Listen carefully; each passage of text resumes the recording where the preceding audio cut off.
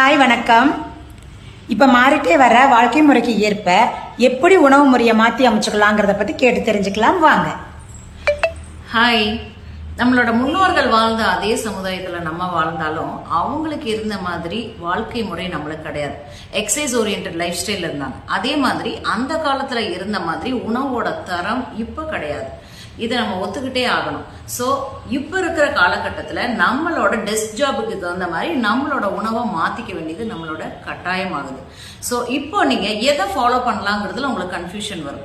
Carbohydrate எடுத்துக்கிறதா, எடுத்துக்க வேண்டாமா, எந்த மாதிரி உணவு எடுத்துக்கணும், நம்மளோட ஆஃபீஸ் கல்ச்சரில் ஒரு சில உணவுகள் கட்டாயமாக்கப்படுது.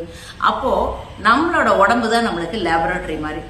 ஒரு பசிக்கிறப்ப நம்மளோட உணர்வுகள் எப்படி இருக்கு, ஜங்க் ஃபுட் சாப்பிட்றப்ப நம்மளோட உணர்வுகள் எப்படி இருக்கு, கார்போஹைட்ரேட் நிறைய சாப்பிட்றப்ப நம்மளோட ஆக்டிவ்னஸ் எப்படி இருக்கு, இல்லை ஒரு பேலன்ஸ்டான ஒரு நியூட்ரிஷன் எடுத்துக்கிறப்ப நம்மளோட எனர்ஜி லெவல் எப்படி இருக்கு, நம்மளோட நாள் எப்படி போகுது, இதை நீங்க உங்களுக்குள்ள நீங்க அனலைஸ் பண்ணீங்கன்னா நம்ம ஒரு வெற்றி பாதைக்குள்ள போக முடியும். ஏன்னா இந்த உடம்பு தான் நம்மளோட பர்பஸை சர்வ் பண்றதுக்கு, ஃபுல்ஃபில் பண்றதுக்கு யூஸ்ஃபுல்லா இருக்க போகுது.